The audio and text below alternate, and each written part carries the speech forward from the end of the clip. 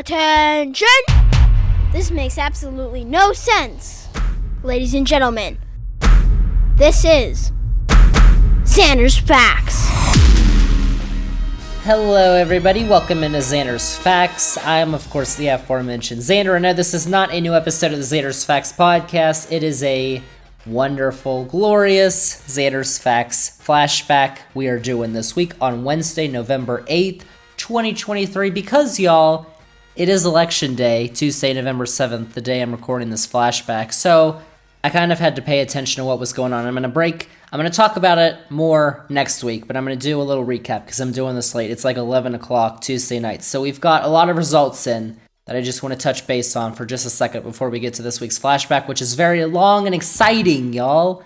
It's going to be a good one. I'll tell you about it in just a second. Before we do, just wanted to remind you all that if you like the Zander's Facts podcast, if you think you're going to like this week's flashback, remember to follow this podcast, download this episode, this flashback, rate and review the podcast. Check us out on all the socials, Twitter, Threads, Facebook, Instagram, TikTok, at Zander's Facts, that's Zander with a Z. Spread the facts, tell all your friends about the podcast and the newsletter, Zander's Weekend Facts, which is a weekly recap of the week's top headlines that I write up. It comes out every Sunday morning. Link is in this episode's description. Go check it out. And check out the Zander's Facts link tree, which is also linked to this episode's description because it has all these Zander's Facts links that you need.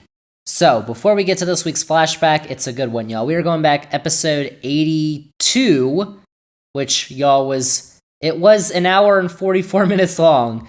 But I wanted to go back to episode 82 this week, which was from November 16th of last year, because that was the podcast where we reviewed the midterms and we previewed the World Cup. Number one, I want to do it because, obviously, a year ago, elections, it's election night, the day after, you're going to be listening to this. And so I was like, well, we should take a look back at what we said last year after the elections.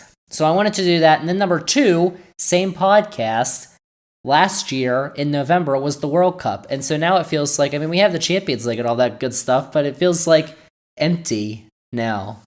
You know, my international soccer heart. Even though the US is playing later this month. Which, by the way, we haven't talked soccer in months on this podcast since like our season preview, I think, which was in August. So like we got to talk about soccer again on this podcast. We're gonna get to that in a future episode, hopefully in the next few weeks on the podcast. But yes, this flashback is super long because first off, we reviewed the midterms, talked about all that, and then we talked about the World Cup. Of course, you remember it was in Qatar last year, so I basically went through all the controversies that were going on. And then we talked about what was going on the pitch, which, of course, the World Cup happened. But I think it's always interesting to go back and see, what did Zander talk about? What was Zander right about? What was Zander wrong about? I just listened to a little bit of it, but Zander was not right on very many things. But you know what? That's okay. Because as long as you admit when you're wrong, that's okay. We still have a lot of facts on this podcast, and that's really all that matters. So that huge podcast that we did, we're going to be going back to that on the flashback from November of last year in just a second. But before we do, just wanted to do a little update on what was going on with the elections. Last week, if you didn't listen to the podcast, you probably should have, because it was our 2023 elections preview, Zander's 2023. But there were big elections this year. Presidential election wasn't happening. Congressional elections weren't happening. But we had governor's races in Mississippi and Kentucky, and then we had big legislative elections in New Jersey and Virginia especially. So basically, and then we had referendums in Ohio. So basically what happened, what I have gathered from all the results, is in Kentucky, Democrat Andy Beshear, we talked about him last week, he was the governor already, 2019, he beat a very unpopular Republican. He's now the incumbent popular Democrat, and he won. He beat his Republican challenger, the current Attorney General of Kentucky, Daniel Cameron, by, it looks like, the results I have right now, about 5 points. He got about 52.5%, which again, it's Kentucky, and Kentucky is a very Republican state for basically every other election. You take a look at all the other elections that are going on in Kentucky today, and you can tell it's a very Republican state. But Andy Beshear is a very popular Democrat governor of the state, and he won re-election, which I said last week, that probably doesn't tell you much about 2024 in the presidential election because, again, people vote differently for a statewide election as compared to a federal election. And, popularity in a state like Kentucky with a popular Democratic governor, you can't really, it's good for Democrats that he won, but also you can't really say Joe Biden is the greatest thing ever after that because it doesn't really have to do anything with Joe Biden. Mississippi governor too. Mississippi is the only other state in 2023 that is electing a governor in November. Louisiana already elected their governor. They did that weird thing. If you listened to the podcast last week, you know about it. But Mississippi, an even more Republican state than Kentucky, I told you it would probably be closer than you think for a Mississippi race. And it is. Tate Reeves is the current incumbent Republican governor. He's got about 53% of the vote. I'm looking right now. This is Tuesday again. You'll probably have full results. But 81% of the votes in. He's probably going to beat Brandon Presley, who is the Democrat. But again, it's probably going to be closer than 8%, the final results. So it'll be close, but the incumbent Republican, who's not very popular in Mississippi, but still it is Mississippi. So, I said last week he's probably going to win. He did win. And I said last week the Kentucky governor is probably going to win, the Democrat, Andy Beshear, and he won. So there's all of that, unless something drastic happens. Because they haven't called the Mississippi governor's race as of yet for me. But it looks like the Republican's going to win. And then you also have Ohio. Ohio, we talked about last week, has the two big referendums on the ballot. The first one for abortion and the second for marijuana. So we said that back in August, Ohio had this other referendum that was basically asking voters, do you want constitutional amendments to be passed, but they have to have 60% of the vote instead of 50%. The voters said no, because we know what you're trying to do. And so these referendums only needed a majority to pass. Issue 1 was the right to an abortion. It would enshrine abortion access in the state constitution. It passed. 92% of the votes in right now. 55% said yes. 44% said no. Again, Ohio is a state that Trump won in 2020 by about 8 points or so. So again, and we saw this in Kansas too last year, and other states like Kentucky too, states that voted for abortion but are red states. Ohio is kind of a purple state, but it's been very red the last few elections. And then you see they vote by 10 points to maintain abortion access. And then issue 2 was for marijuana. This would have legalized recreational use and sales of marijuana in Ohio. 56% as of 92% of the votes are in. 56% said yes. 43% said no. So marijuana is going to be legal in Ohio by an even wider margin. And abortion is too. So again, those are two issues that usually are Democratic issues. Marijuana access and abortion access. And they won pretty handily in Ohio, which is a state that doesn't really elect Democrats anymore. And so maybe that tells you something about what could happen in 2024. But again, obviously that happened in Kansas in a referendum in August in Kansas last year. And then 2022 happened, and the Democrat still, again, like Kentucky, Kansas had an incumbent Democratic governor, and she won, but it still voted Republican elsewhere. So maybe that won't tell you a lot about 2024, but if anything, this year was going to tell you about 2024, because again, don't listen to the polls, because again, if we'd listened to polls, Trump would not be even close to being president in 2015. Mitt Romney would have won in 2011. Like all that, doesn't matter right now. Like seriously, get a hold of yourself. But we said if anything's going to tell you about 2024 right now, it would be Virginia. Virginia had their state legislator elections on Tuesday, which I voted in, because I voted in Virginia.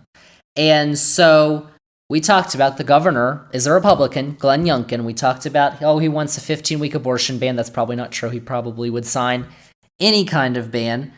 And I told y'all about that, and Democrats said, yeah, that's probably what's going to happen, so we need to maintain abortion access, because Virginia is the only state in the South that has abortion access right now. Of course, there were other issues as well. And so, as of now, 11 o'clock Tuesday night, In the state Senate, which Democrats controlled, 22 seats I believe they had, Democrats have 21, which means out of 40, which means they have officially, well, I guess these are unofficial results, but they basically have won the majority in the state Senate, which means Republicans are not going to get to pass basically any of their agenda in Virginia. No abortion, anything else they want. That's not going to happen for Glenn Youngkin because Democrats retain their majority in the Senate. In the House of Delegates, the other chamber, which Republicans held the 52-48 advantage in, as of 11 p.m., November 7th, VPAP, I told you all about VPAP last week, Virginia Public Access Project, it's amazing. They have rejected 50 seats for the Democrats, 46 for the Republicans. That means that even if Republicans win the remaining 4 races that are not called, Republicans will have lost their majority because then we'd be at 50-50. They'd have to do a power sharing agreement, but Democrats only have to win, as of now, y'all probably know this, but just looking at it 11 p.m., Democrats only have to win 1 of 4 seats that are, as of now, undecided. And let's see, Democrats are leading in 1, 2, Republicans are leading in the other 2. Okay, so there you go, y'all. If Democrats get 1 more seat, too, they have an outright majority. They don't have to do the power sharing agreement. So what does that all mean? It means that Democrats performed well in Ohio, in Kentucky, remains to be seen in Mississippi, and in Virginia. And Glenjamin, he didn't have a good night. It was rough. We'll talk about it more, though. I'll give some more analysis next week on the podcast, which is also our college basketball season preview. You all should go listen to that. But let's get to because I don't want to take too much time, because this is going to be a long flashback, y'all. If you want to listen, our Zander's Facts flashback for this week, we're going back to episode 82 from November, where we reviewed the 2022 midterm elections, which are always fun to hear about, and then we previewed the 2022 FIFA World Cup. Y'all, I know all the controversies, and I talked about the controversies and stuff, and Qatar and all that, but listen, that World Cup was... It was epic, okay? The final was one of the greatest soccer matches you'll ever see. It was absolutely insane. So, we preview that and also look back on the midterm elections. Let's get to all that. It is on this week's Zander's Facts Flashback.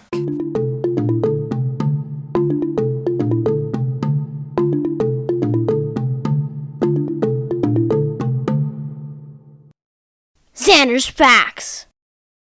We are doing a little recap of the 2022 United States midterm elections, because those happened, if you didn't know, on Tuesday of last week, Tuesday, November 8th. Hopefully you voted like Zander.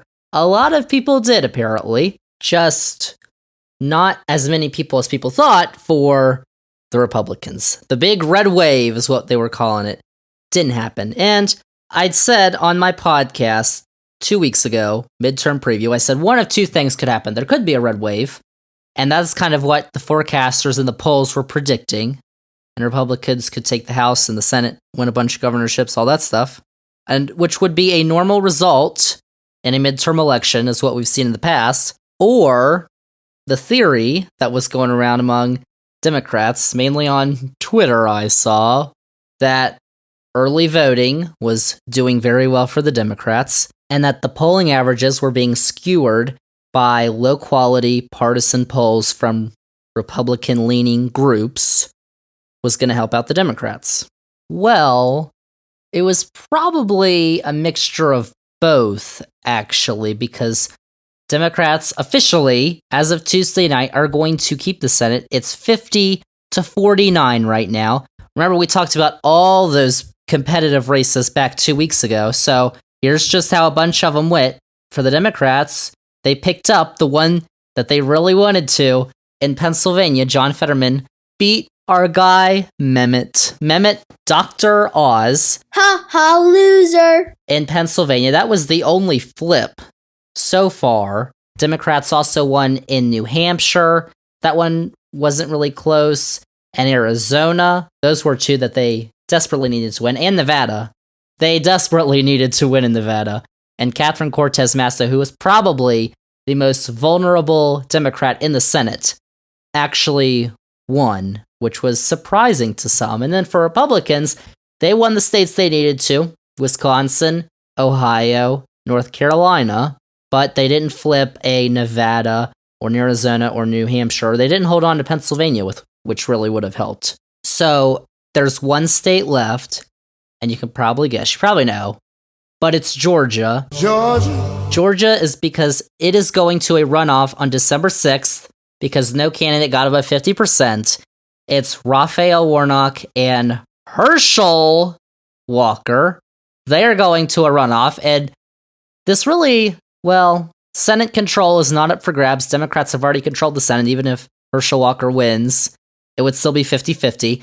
But, I mean, Democrats, I would say, really need to win this race, not just because Herschel Walker in the Senate would be just terrible, but looking ahead to 2024, which is only 2 years away, by the way. That's the presidential election, too. But in the Senate, I'm just telling y'all right now, in 2024, the Senate map for Democrats looks terrible. It looks brutal. They are defending seats in Montana, Ohio, and West Virginia. Now, all three of them have pretty popular incumbents, but they're still Democrats in red states. They also have to defend Nevada, Arizona, and we don't know who's going to be on the ballot in Arizona because that's Kristen Sinema's seat, and she's not very liked among the Democrats, so we'll see what happens there. And really, the only good pickup opportunities they have, or they're not really good, but the best two would be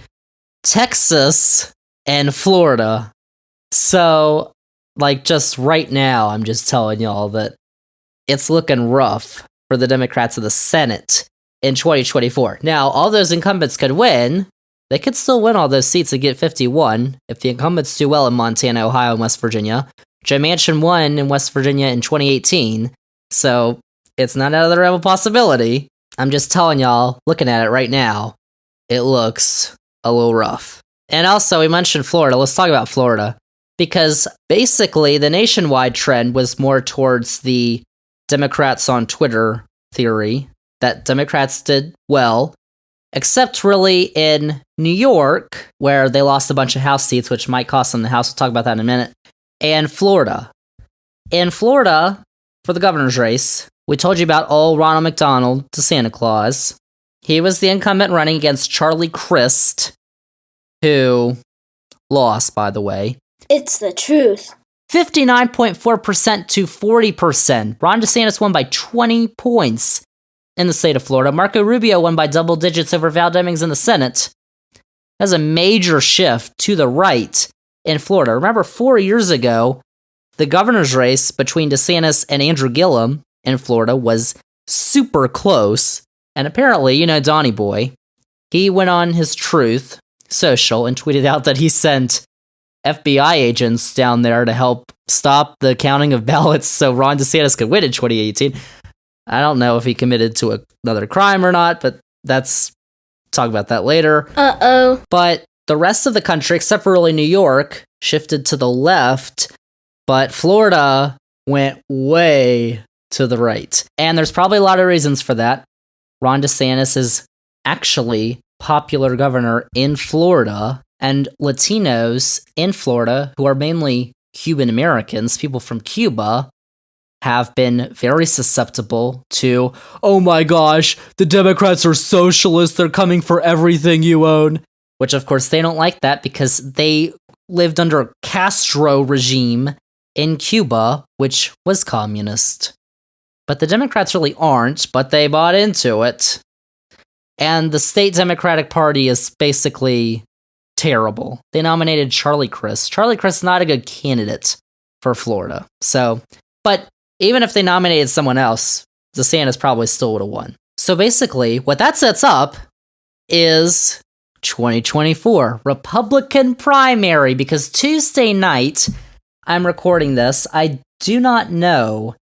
It is rumored that Donnie Boy, he's having a rally. He's expected to announce that he will run for president on Tuesday night. Whether that happens, I don't know, or not, because I'm recording this podcast before he does his little thing. He's probably going to. Well, Spoiler alert, he did. ya boy. And he's probably going to face Ronald DeSantis in the Republican primary.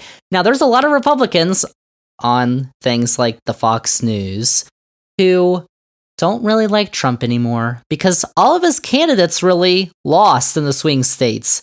So now they're really on to Ron DeSantis. So if Trump and DeSantis face off in the primary, DeSantis wins, what does Trump do? Because if Trump loses in the Republican primary, would he run as an independent or third party?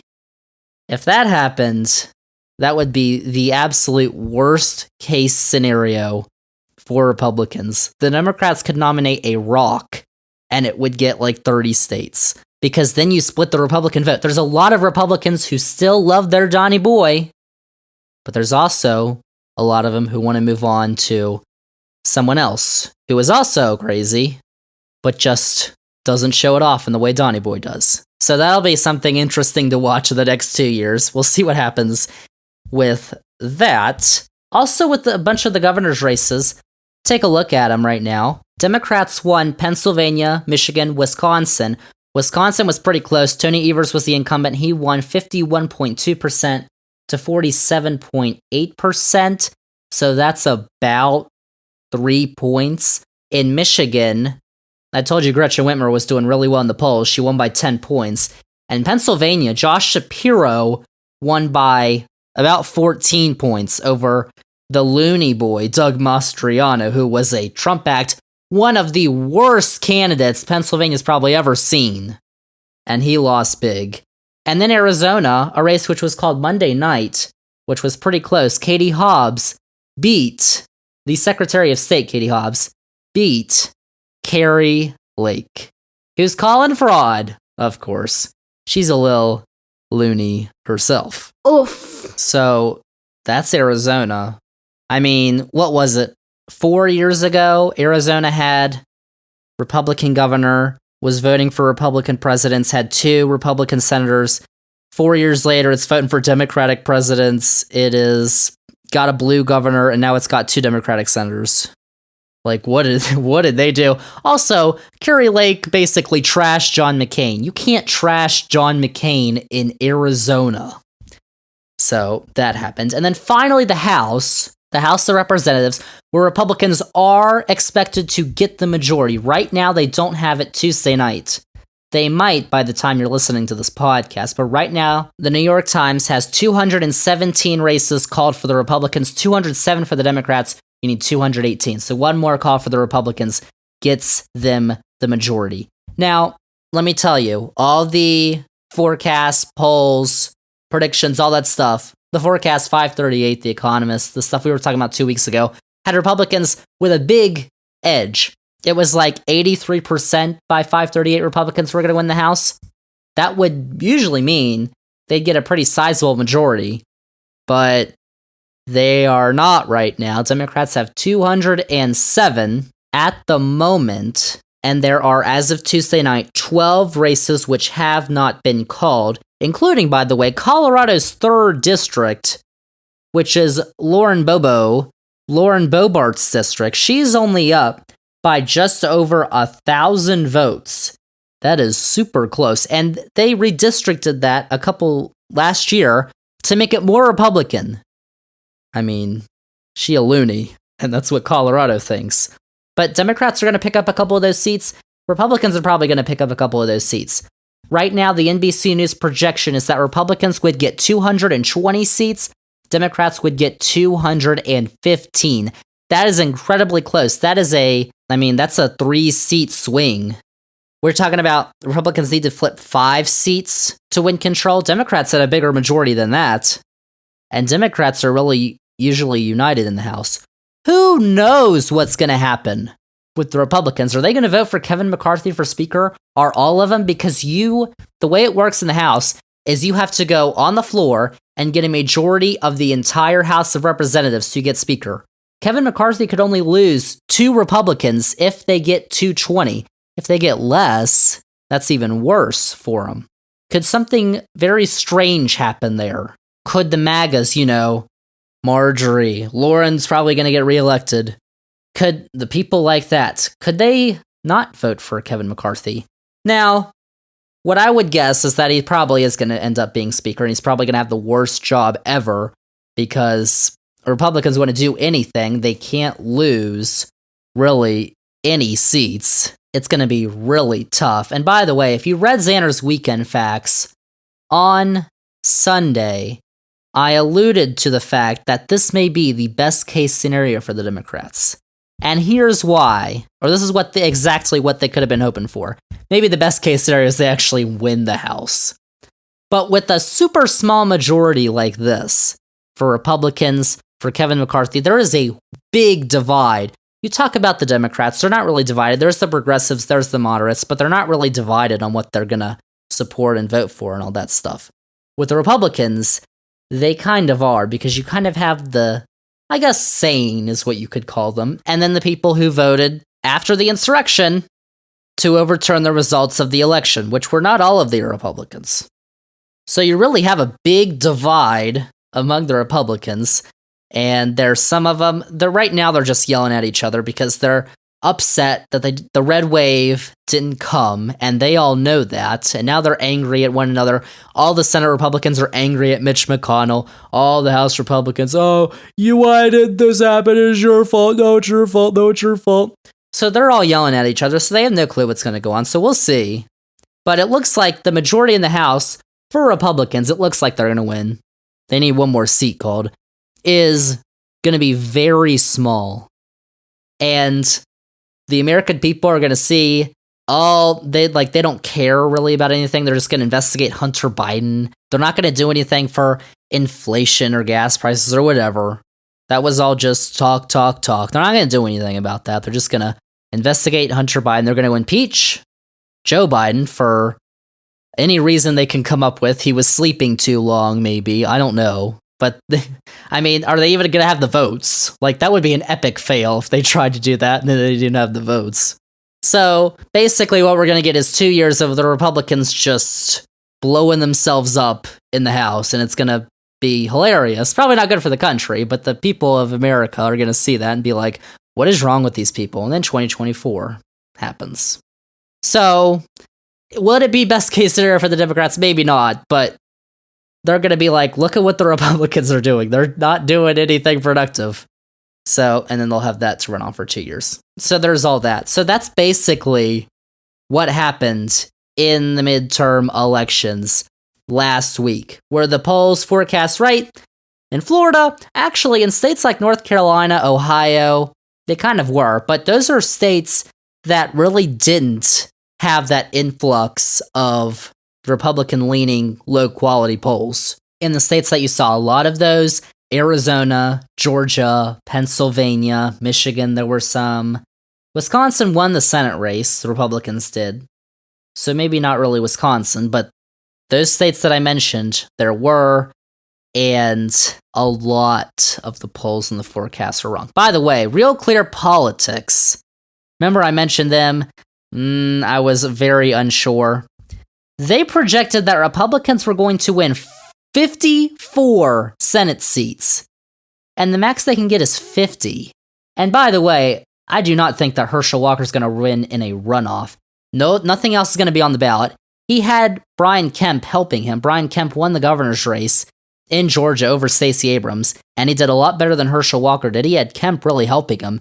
He's not going to have any help, and I don't know why the Republicans are going to be trying for him now, because Senate majority is not on the line.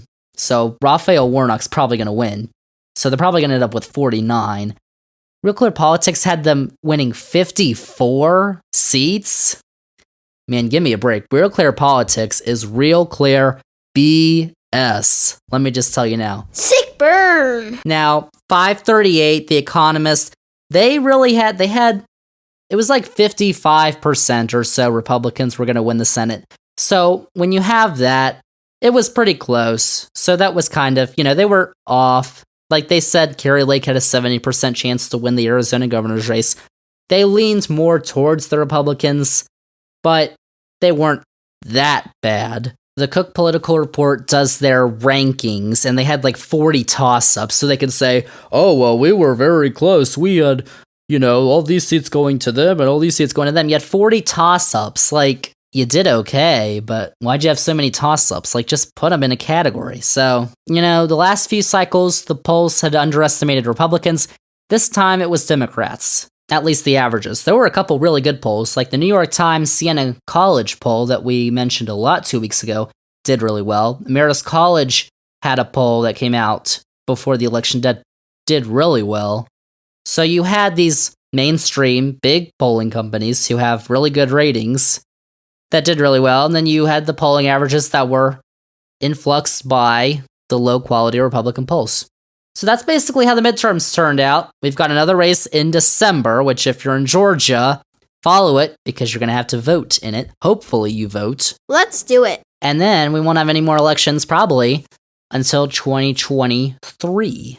Virginia legislative elections. Oh boy. But the big elections will be 2024. Senate, House, once again, bunch of governorships, and president in 2024. So that's what the future holds for America and for this podcast. So, Zander's Facts. that's my first topic, and that was actually longer than I thought it was going to go to, but we're going to get into our main topic this week, which is the World Cup. We are talking soccer on the podcast this week. We've got two really topics to talk about with this World Cup, what's going on the field and what's going on off the field. So we're going to get to on the field in a second. We are going to be joined by our Zander's Facts soccer analyst, Emma Adams, who will join me to break down all the 32 teams that are in this World Cup and give our predictions for who is going to win. The games start on Sunday, so very close. So that's coming up in just a minute. But I wanted to start with what's going on off the field, because it's definitely exciting that the World Cup is about to begin. I am stoked. True that. But there's not just stuff going on off the field. There's a lot of controversies that are going on off the field, because this World Cup is in Qatar. If you thought hosting the World Cup in Russia 4 years ago was bad, this one is in Qatar. There's been a lot of controversy surrounding this World Cup, for good reason too, from human rights and migrant workers to how Qatar got the tournament in the first place. You might be wondering how they did. I'm going to tell you how they did. There's a lot to be skeptical about. And since many of the tournament's actual media rights holders, if you're in the US, you're going to be watching the games on either Fox or Telemundo, they've said that they're really not going to talk about what's going on off the field. They're mostly going to stick to what's on the field. However, it's still important to know exactly why this World Cup is caught up in a whirl of controversy. So I'm going to let you know. Don't skip this part of the podcast for the on-the-field stuff, because this stuff is probably just as important. So let's break down all the off-the-field issues that are going on with the Qatar World Cup in 2022. We can really break these controversies up into really two sections.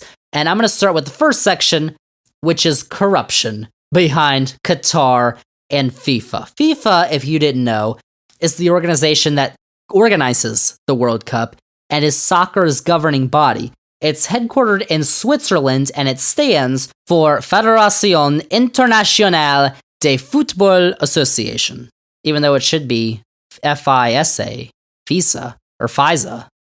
Or I guess that's a handy trigger word, so I shouldn't use that. Terrible. In 2010, just after the World Cup had taken place in South Africa, very successful World Cup, FIFA had announced who would host the 2018 and 2022 World Cups at its headquarters in Zurich, Switzerland. So for 2018, Russia won, of course. They beat out bids from Spain and Portugal, Netherlands and Belgium, and England. But for 2022, you might not know this, but it was actually expected that the World Cup would wind up right here in the United States. Really? The US, unlike 2026, was bidding alone, and they were facing Australia, Japan, South Korea, and Qatar. Now, it was expected that the US were going to win this World Cup, and basically it would have already been played because it would have been played in the summer of this year. But In order to convince FIFA voters to pick the US sent a delegation that included Morgan Freeman, former President Bill Clinton. They put a lot of effort into that presentation, just not enough, apparently. Because instead of the USA being read out, then FIFA President Sepp Blatter, that's his name with T's, not D's, read the name of Qatar. And just like right now, it literally made no sense. This small Middle Eastern country, roughly the size of Connecticut, with a population of less than 3 million, the size of the greater Las Vegas area, was going to host the World Cup, a country where the summer temperature reaches up to 122 degrees Fahrenheit. How in the world could this happen? Rolling it. Well, you might be guessing money, and it turns out your guesses are correct, because it wasn't because Qatar earned it on merit. I know, shockingly. But instead, it turns out that FIFA officials not just wanted to play games in Qatar because they thought they had a better bid, but because they were gaining wealth by choosing it. The United States was actually the country that took the lead in investigating Qatar and FIFA. And last year, the Justice Department claimed, they said, that FIFA officials were bribed to award the 2018 and 2022 FIFA World Cups to Russia and Qatar. Of course, FIFA and Russia and Qatar both said, "This is ridiculous. How dare you accuse us of this? This is not what happened. Oh my goodness." The head of one of those parties, though, FIFA, was President Sepp Blatter. He had been the president of FIFA since 1998, and he was known for being basically an unstoppable force in the soccer world. However, he finally came down in 2015. This was actually from a different investigation that was led by the US government. In 2015, the US government indicted 14 people in an investigation involving wire fraud, racketeering, and money laundering. Now, this was related to a collusion investigation revolving around officials from CONMEBOL, CONCACAF, and sports marketing executives. That took down several CONMEBOL, CONCACAF, and FIFA officials. Now, if you didn't know, CONMEBOL is the soccer governing body in South America. CONCACAF is the North American soccer governing body. Now, that same month, in May of 2015, Sepp Blatter was re-elected as FIFA president, but he knew the tides were turning. And then 4 days after he was re-elected, said that he would call new elections and not run in them. And then Blatter was later banned from FIFA until 2027. And then, of course, just a few days ago, like real world 2022, last week, Blatter said that, maybe awarding the World Cup to Qatar was a mistake. That's what he said. Whoops. 12 years later. So now the president of FIFA is Gianni Infantino. He was a member of the FIFA Reform Committee before he was president under Sepp Blatter and was Secretary General of UEFA. Now, UEFA is the soccer governing body in Europe, the most powerful of the different continents' soccer governing bodies. Infantino's FIFA is seen as less corrupt, but make no mistake about it, there is still corruption in FIFA. And by the way, FIFA is reportedly looking at moving their headquarters from Switzerland to the United States, which, okay. Plus, Infantino has basically backed the World Cups in Russia and Qatar, not at the time, but as president, he's gone forward with them, supported them fully. So yeah, FIFA is not exactly an organization that we should be rooting for. And it's pretty clear that the reason Qatar got this World Cup is because they bribed FIFA officials. Why in the world would Qatar, this little tiny country, look at it on a map, it's right next to Saudi Arabia. Saudi Arabia is huge next to little teeny tiny Qatar. Why in the world would this country get a World Cup if it wasn't for money? And by the way, Qatar has got a lot of money. But that's not the only issue with this World Cup. Because in our other section with these controversies, we can talk about major human rights issues. That includes several things, including Qatari laws on the LGBTQ plus community. In Qatar, same-sex sexual activity is banned with a potential jail sentence of 7 years. Additionally, Qatari forces are allowed to detain individuals for up to 6 months without a charge or trial if there are, quote, well-founded reasons to believe that the defendant may have committed a crime, unquote, up to 6 months. And it's actually been found that LGBTQ plus people in Qatar have been arrested and that some were allegedly beaten or sexually harassed while in police custody. Qatar is no fan of the LGBTQ plus community. Now, Qatar is saying that rainbow flags will be allowed to fly at the games, and anything that it's not excessive is going to be allowed. So basically, you can't be making out in the street, I guess, but you can wear a rainbow shirt or rainbow flag. That's what they're saying. We'll see what happens, but I mean, there are definitely reasons to worry if you are an LGBTQ plus person traveling to Qatar for the games. I just would not do that. Now, several countries are showing their defiance to Qatar's laws and actions, including the US, which have several displays of the rainbow flag where they are staying and training in Qatar. And that, of course, is very big because not only is the US playing in the World Cup, but the United States, as was declared by the Biden administration, Qatar is a major non-NATO ally of the United States.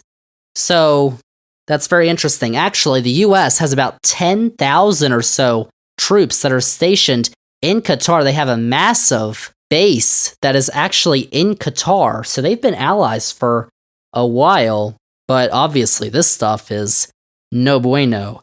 And that includes this next thing, which is perhaps the biggest human rights issue that Qatar has faced. That would be the role of migrant workers. Now, migrant workers are workers who come to a country from their home country to work and provide money for their families back home. There's nothing wrong with that. However, the way that Qatar has treated their migrant workers is an issue. There are 2.9 million people in Qatar.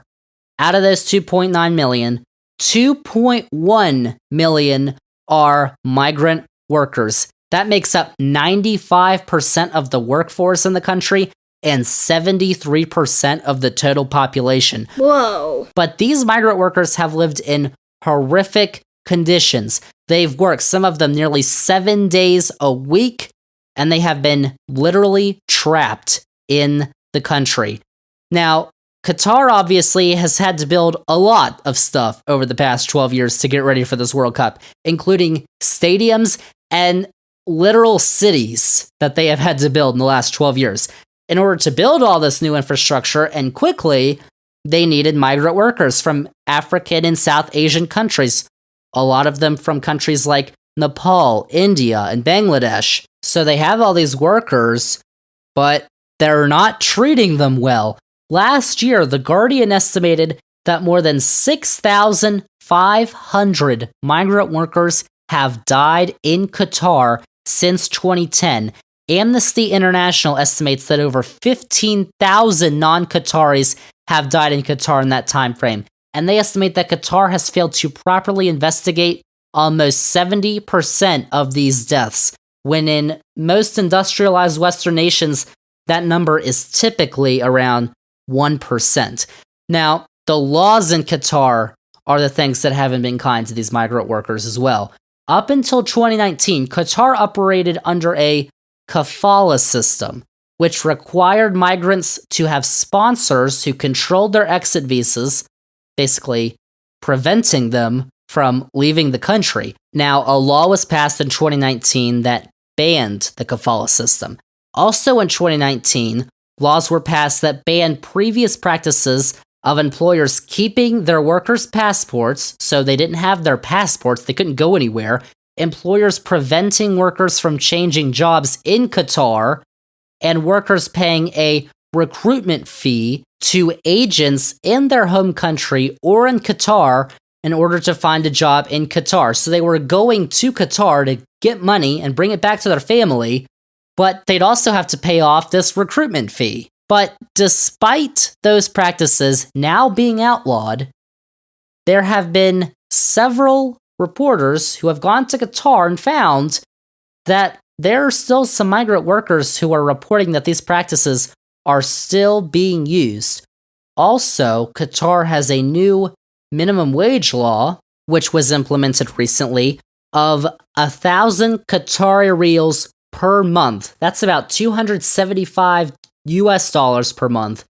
That goes around to $3,296 per year. That's only about $1.25 an hour.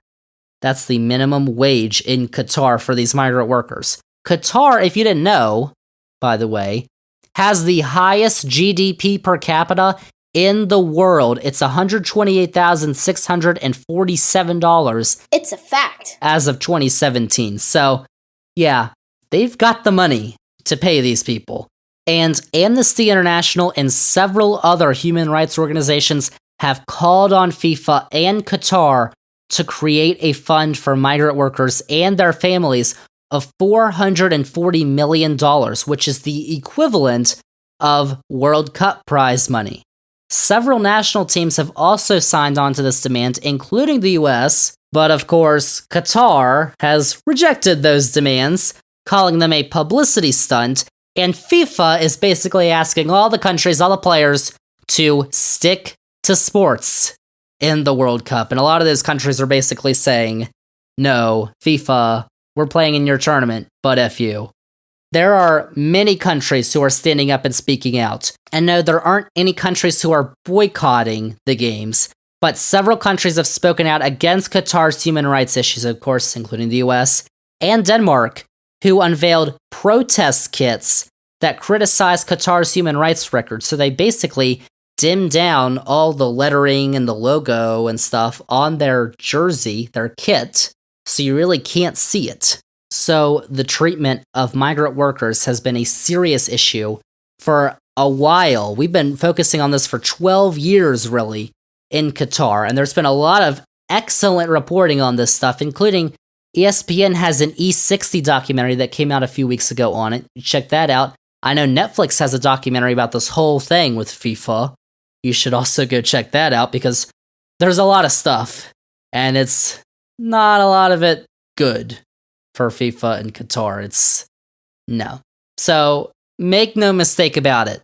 This is sports washing. Actually, if you look up the definition of sports washing in the dictionary, you'll find the Qatar World Cup right there. I don't know. If you don't know what sports washing is, the actual dictionary definition is, quote, the practice of a controversial company or country using sports sponsorship to improve its reputation, unquote. That's what Qatar is doing. What they're doing is bringing one of the most beloved sporting events in the world to its country and attempting to shine itself in a kind light to outsiders.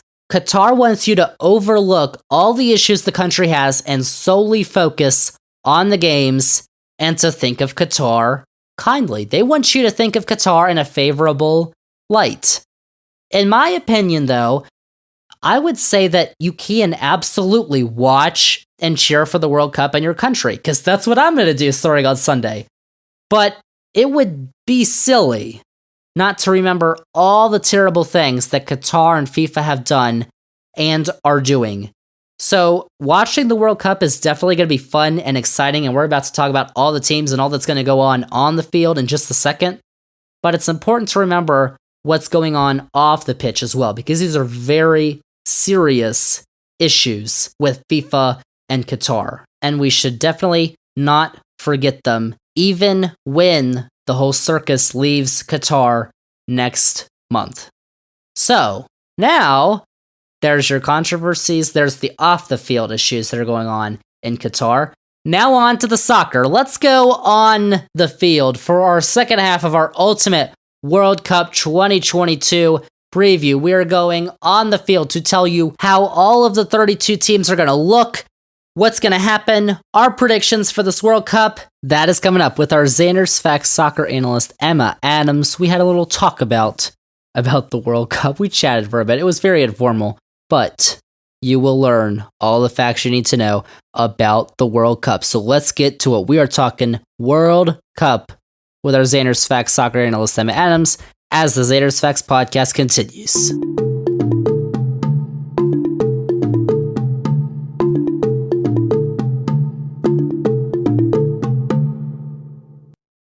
Zander's Facts. Can they do it here? Cross, and Dempsey's denied again, and Donovan has scored! Oh, can you believe this? Go, go, USA! Susi to take it. The USA! What about that? It's John Brooks! It's John Brooks for the USA! Have they stolen it? Here comes the corner. It wouldn't drop to a white shirt. Now it has. Jones. Oh, yes! Jermaine Jones! What a cracker from him! USA level! Zander's Facts Podcast, episode 82. We are continuing our Ultimate World Cup 2022 preview. We are talking what is going on the field right now. And for that, we are joined once again by our Zander's Facts soccer analyst, Emma Adams. Emma, welcome back to the podcast. Thank you. I'm excited to be here. Excited for the World Cup, yes? I am, which starts eerily soon. On Sunday. Because even though it's November, it's a World Cup year. Because, Qatar. But even though it is November, it is finally time for the quadrennial event that brings the world together to watch some good old-fashioned soccer. True. It's the World Cup. However, because of that, Emma Adams, this is kind of on the field stuff. We talked about all the off the field stuff earlier. Kind of on the field stuff. Because it's in November, it's never happened before. It's usually in the summer. There are a bunch of players who aren't playing because they got injured.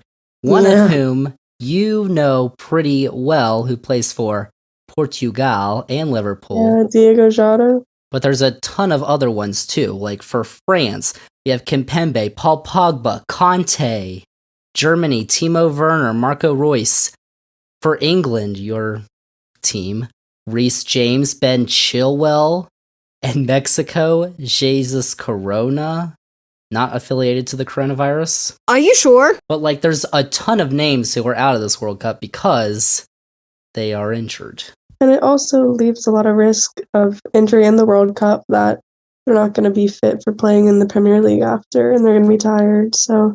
Because the Premier League starts less than 10 days after the final of the World Cup. They have to be back for Boxing Day. Yeah, they have a week before the World Cup, and then they have I guess they have a week after the World Cup ends. Yeah, that's crazy. No time for celebration or anything. It's not good.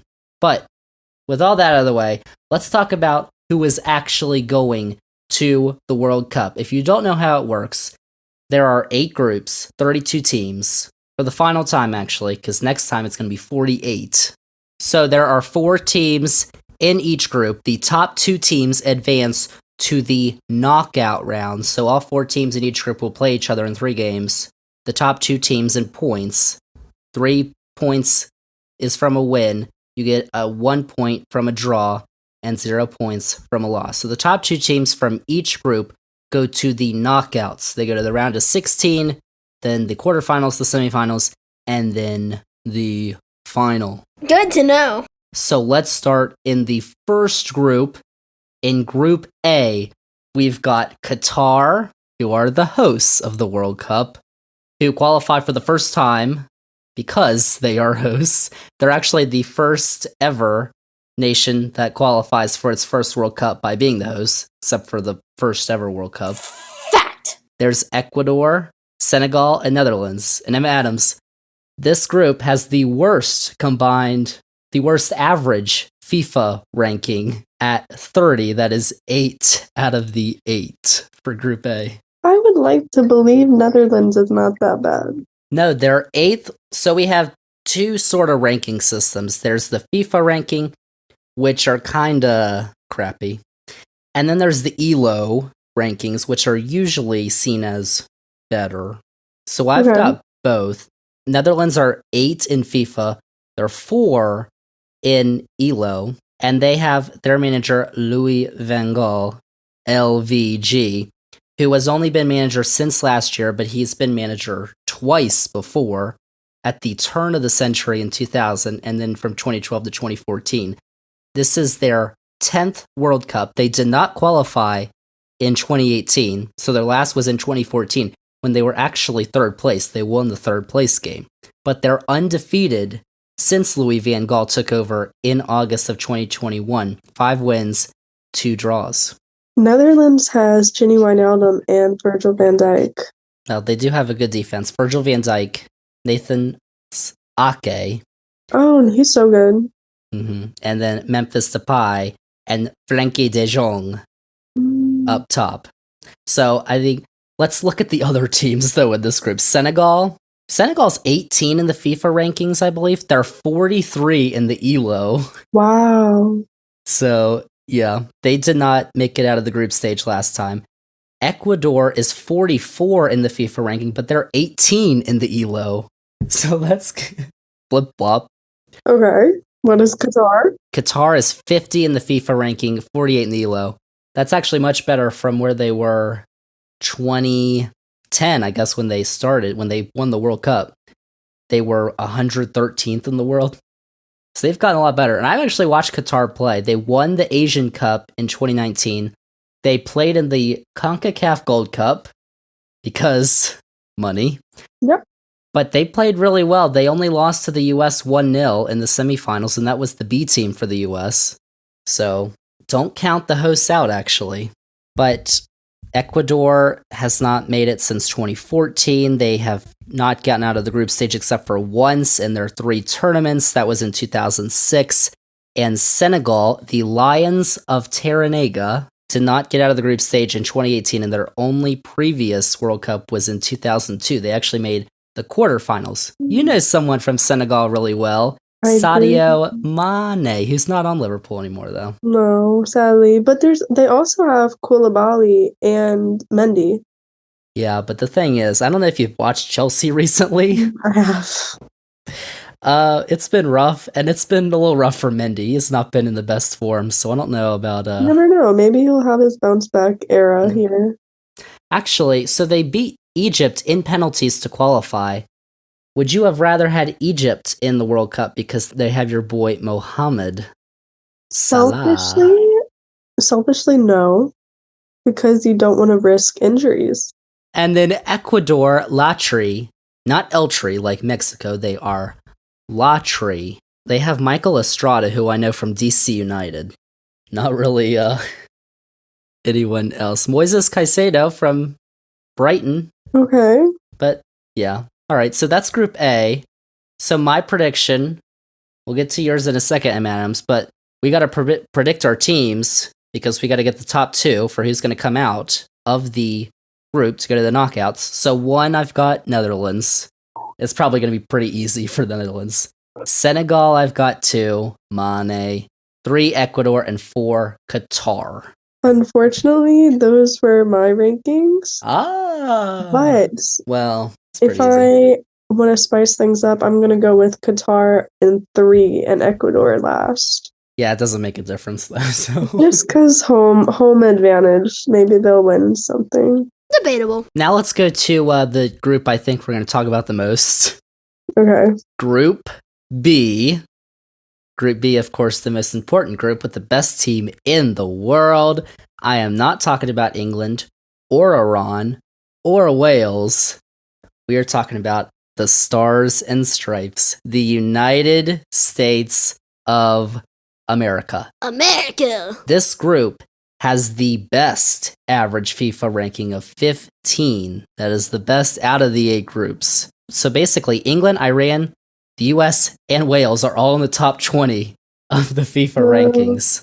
Like, these teams are stacked. But we've got an England expert who can tell us what's going on with England and when they're going to fire Gareth Southgate. Well, he did get that contract extension after the Euros. The Nations League, where they dropped down to, like, League B, I think. So I don't think he's going to be... He definitely wasn't going to be fired before the World Cup because that just wasn't enough time to have someone new come in. But it really, I would say, depends on the performance during this because, I mean, if they go out first, if they go out in the knockout round, like, it's over. If they lose in any games, really. But if they don't win, he's gone. If they don't win, it's over. If it doesn't come home, it's over. But goodness, if they don't make past the group stage, I would say he gets fired. What if they make it past the group stage, but they lose to the US in that game?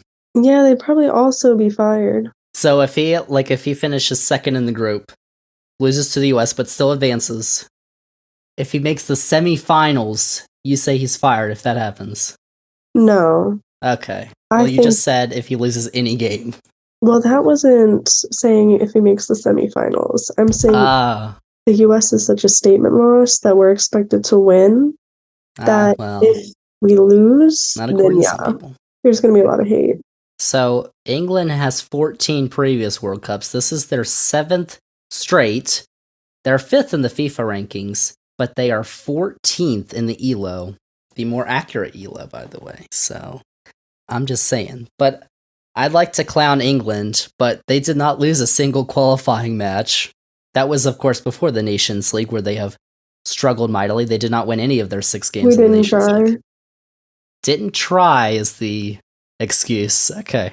Yeah. But I just gotta say, like, their roster is loaded. Because up top, you've got Raheem Sterling. By the way, Raheem Sterling for Chelsea, not doing it for me. So I don't know about that. But Harry Kane, who got the Golden Boot in 2018, I don't know if he's going to get the friendly calls that he gets in the Premier League in Qatar. So we'll see. No. Phil Foden. In the midfield, Luke Shaw, Declan Rice, Jude Bellingham. And then in defense, Kyle Walker, John Stones, Harry Maguire, and your boy, Trent. See, Harry Maguire is so bad. Harry Maguire hasn't started for Man United. How's he going to start for... but he's in the lineup. It's so bad. Harry Maguire also has cases of assault on him. Whoa. What? Yeah, did you not know that? You're supposed to go to jail. Harry Maguire assault.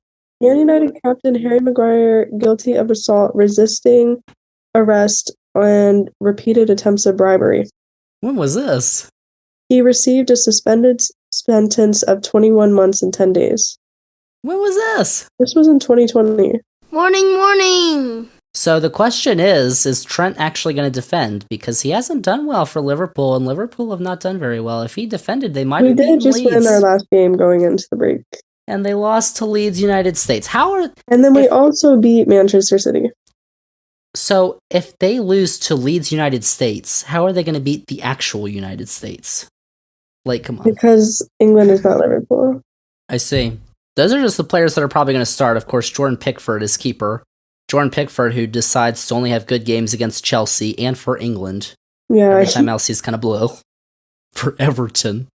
But on the bench, you've got Ben White, Calvin Phillips, Jordan Henderson, Conor Gallagher, Mason Mount, Jack Grealish, who I think we both are kind of yucky on, Bukayo Saka, Marcus Rashford. Like, there's a ton of people on there who are all pretty good. England has always had an issue when it comes to big performances, clearly. Well, I've only been champions once. That was 1966 when the tournament was in England. So clearly they cannot win if they are not in England. By the way, I don't want to talk about it. Women's. If the U.S. women played England in the U.S., the U.S. women would have won. Because that's not even close. VAR in England is messed up. No, it's not. It screwed them. That was not a no goal. Yes, it was. Oh my gosh, the England team is so good. We're going to win the World Cup next year. That's not a fact. Oh, in 2023? Yeah. Well, it's not in England, so. Still. Don't think so. Okay. Oh, wasn't the women's Euros in England, too? And they made the Euro final in the men's in England. It's because it's meant to come home. And it didn't. Okay. So, there's enough of England. Yuck. This is their 7th straight World Cup, by the way. They finished 4th in 2018 because they lost the 3rd place game. Let's talk about Iran. Or I guess we don't have to very much because we don't know any of the players. No. But this is their 3rd straight World Cup. That they've never advanced past the group stage, but they're 20th in the FIFA rankings and 22nd in the ELO. Of course, this is big, political stuff. There's a lot of stuff going on in Iran right now.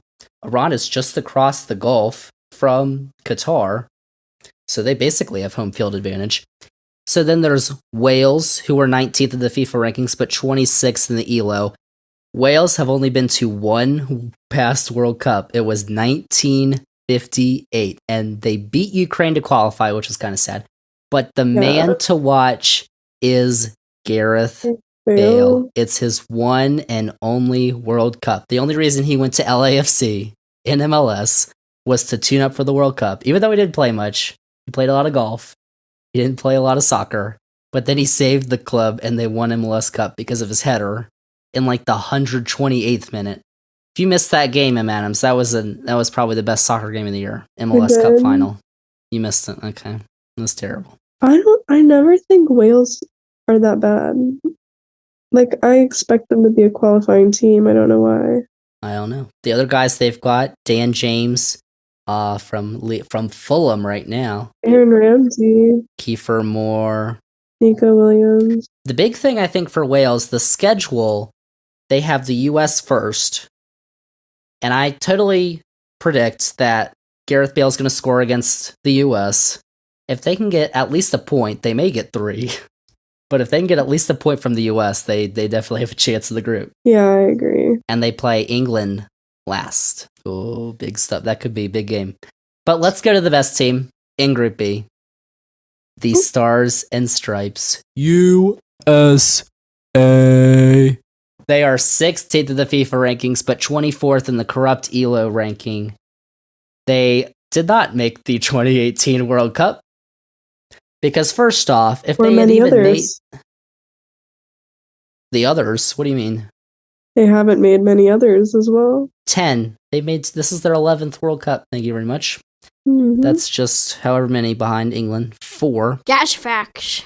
They got 3rd place in the 1930 World Cup. Thank you very much. That's the first World Cup. Don't think England got up there. And they made it to the round of 16 in the last 2 tournaments that they have been to. But this is going to be the first under Greg Berhalter, their manager, who played for the U.S. in the World Cup.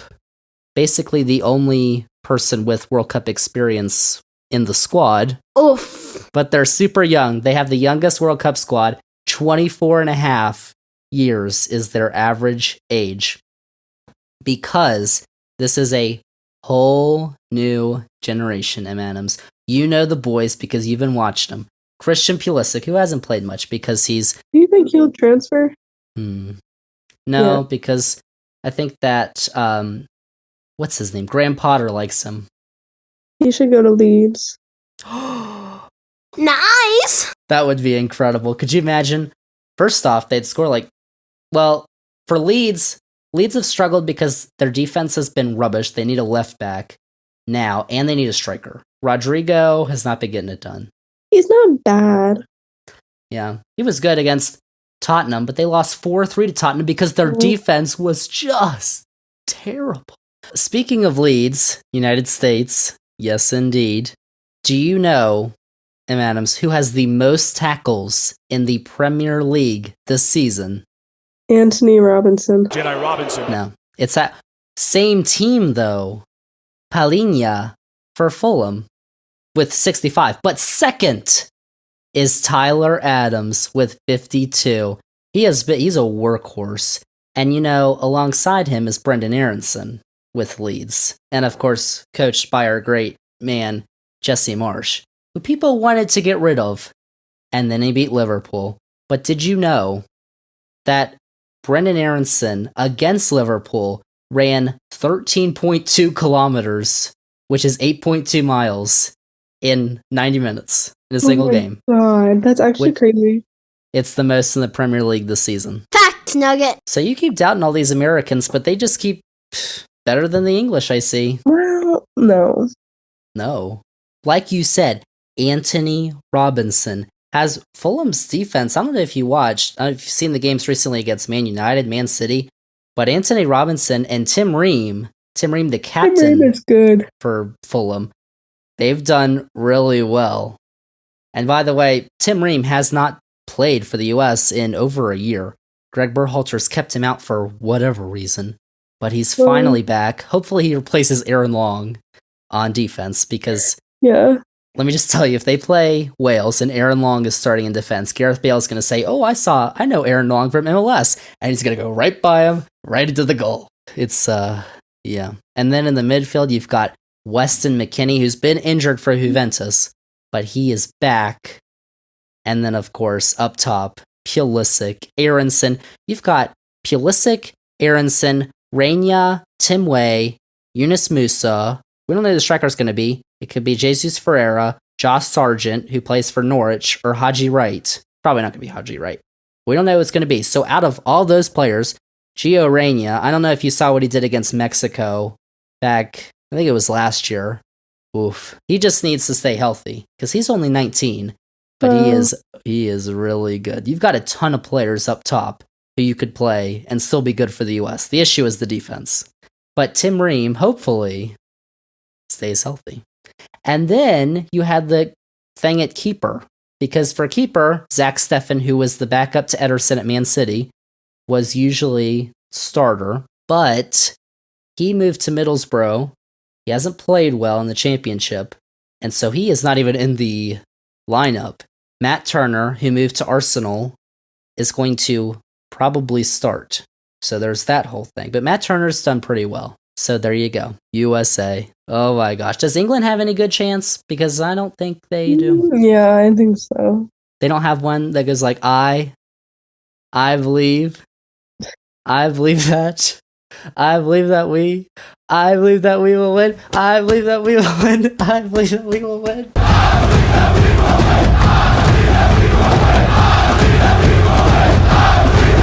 Alright, so we've spent enough time on Group B. We gotta do some predictions here. Adams, you can go first with your Group B predictions. England, United States, Wales, Iran. You got the US coming out. How about that? I do. So I have the United States 1, of course. England 2, Wales 3, Iran 4. Iran, I think, could easily get out of the group, though. Like, this group is It's going to be really close. Yeah. It could really go anyway. So all these teams will start playing on Monday. US plays Wales at 2 o'clock Eastern. Iran plays England at 8 a.m. So it'll be fun to watch, even though it'll be early. Not as early in some games. There are going to be some games that kick off at 5 a.m. Eastern. Oh, that's like, why would they ever do that? Well, it's not 5 a.m. Qatar, but... They hate Americans? Actually, they do. Actually, the 2 p.m. Eastern time is 10 p.m. Qatar, so that's like late for them. Yeah, that's really late. There's all that. Group B, we spend the most time on Group B, so we got these other groups here. Let's go to Group C, which is 6th biggest average FIFA ranking, so not that great. They have Argentina, though, and the big thing with Argentina is this is Lionel Messi's final World Cup. They finished 2nd in 2014. They won it back in 1978 and 86. Messi wasn't there. It's their 17th World Cup. This is the final chance they have, Emma Adams. Do you think Argentina could win with Messi?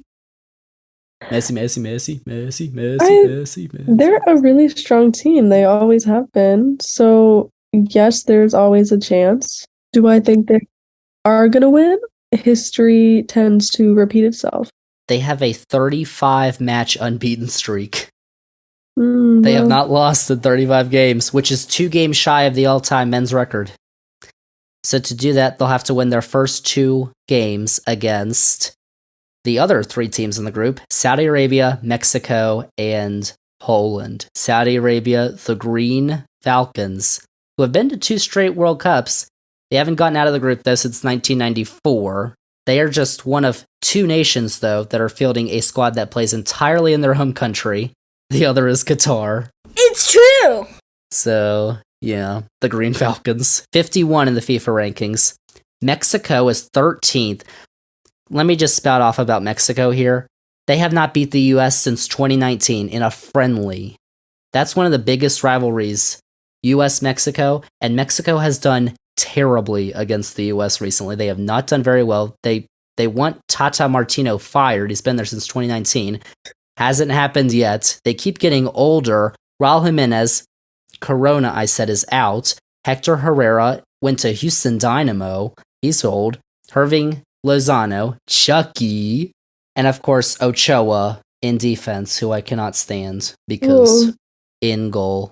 Mexico have struggled coming into the tournament, so their FIFA ranking of 13 and even their ELO ranking of 21 is too high. Like, I am not high on Mexico at all. Let me just tell you. What's US's ranking? It's lower. It's lower than Mexico. Like, that doesn't make any sense. Yes, They've it beaten is. Mexico. You don't know. Good grief. All right. And then we've got Poland, who the only player we're all going to recognize is, of course, Lewandowski, who was looking for the golden boot. He's actually done okay for Barcelona.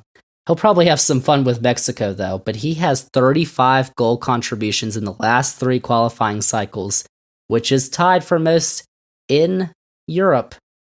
But they didn't even get out of the group stage in 2018. They're 26 in the FIFA rankings, 23 in the ELO, the red and white. All right, let's go to our rankings here for Group C. We've got Argentina, Saudi Arabia, Mexico, and Poland. I will go first. I, of course, have Argentina 1. I am not putting Mexico into the... By the way, Mexico has gotten to the round of 16 the last 7 tournaments.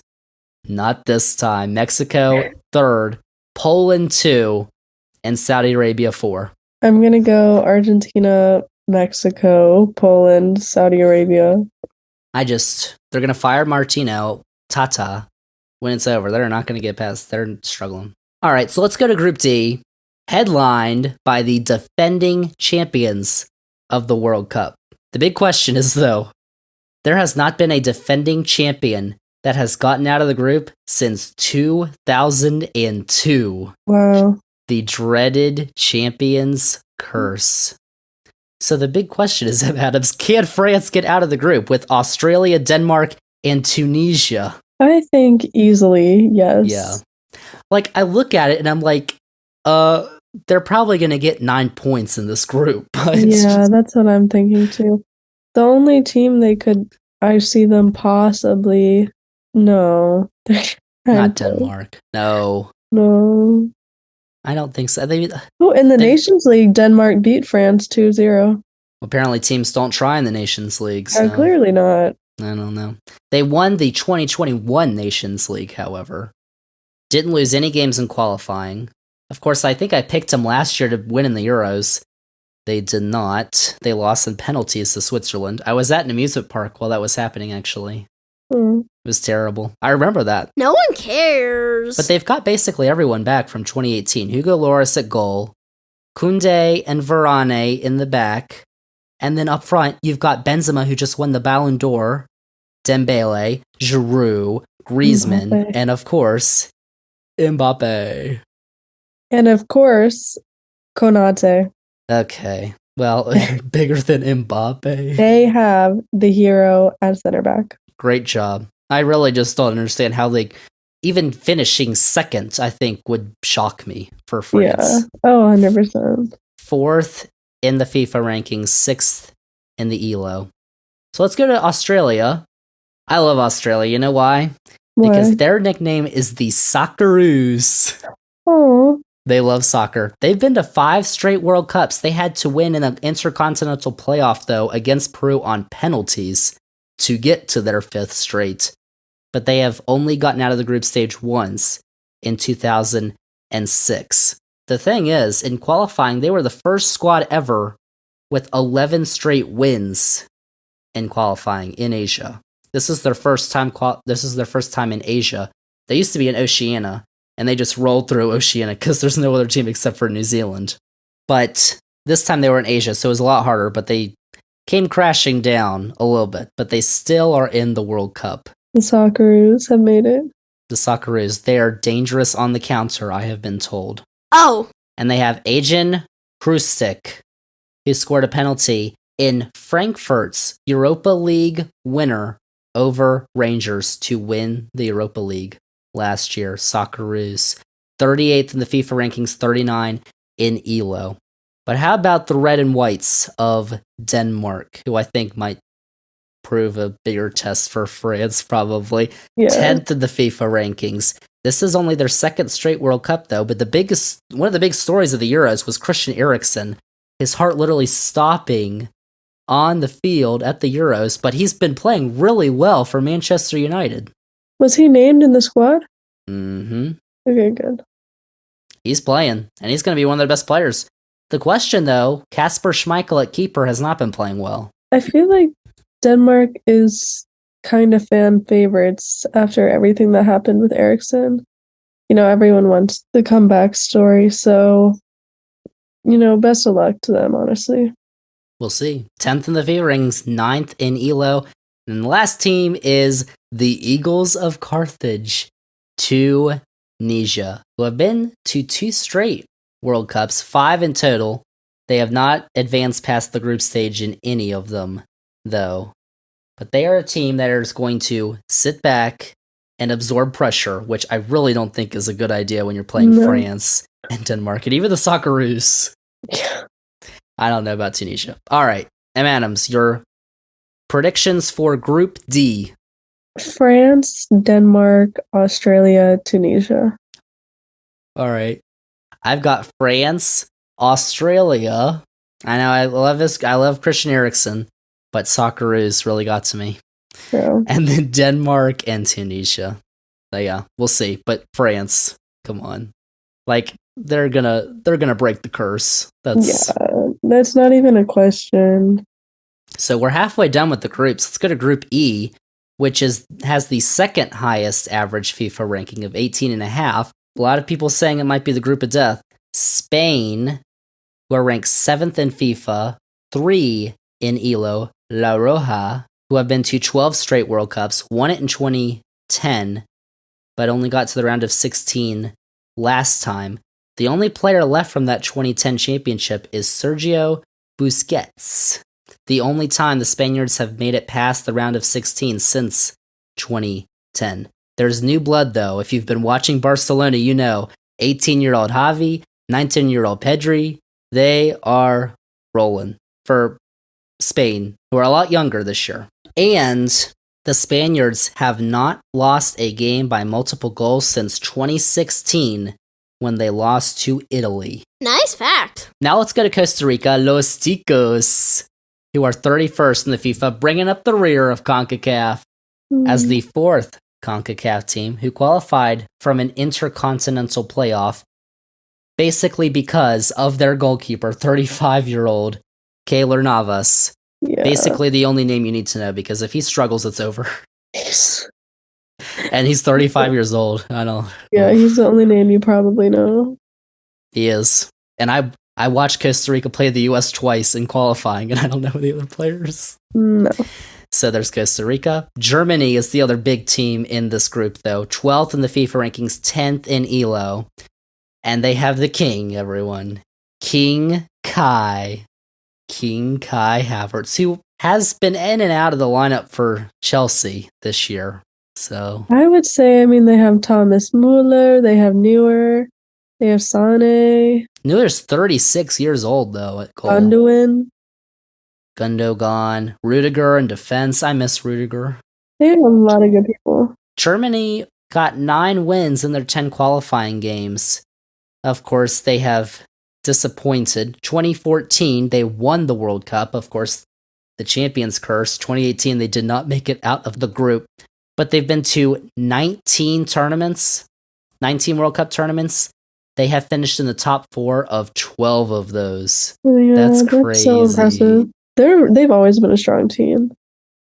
the Germans with King Kai. All right, final team in Group E is Samurai Blue of Japan, who are 24th in the FIFA and ELO rankings.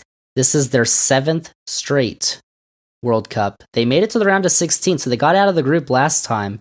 They were the first Asian nation to beat a South American nation last time.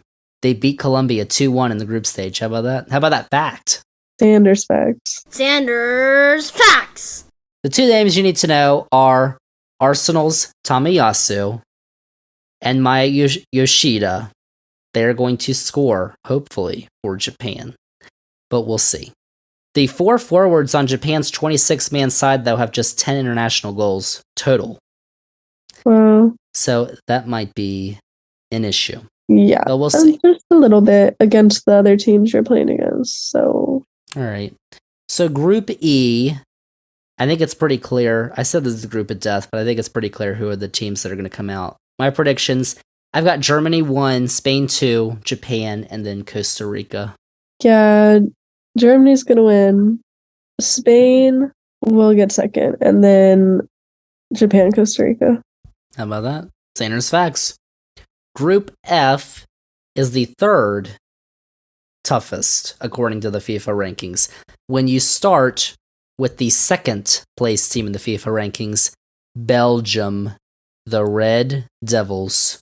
Belgium had this big golden generation. They haven't won a World Cup, though. 3rd place in 2018. They got close. They beat England in that 3rd place game. But the golden generation is winding down. And let me just tell you, Belgium have a player by the name of Romelu Lukaku. And I am absolutely sick of Romelu Lukaku. I don't know if you watched him against Chelsea. He would just turn around and there could be 30 guys in front of him. And he would just shoot at the goal. Wouldn't care. He was not good. And he's been injured for most of the year for Inter. So he scored a goal a few weeks ago. Okay, well, please. Lukaku. I was watching it because it was Champions League.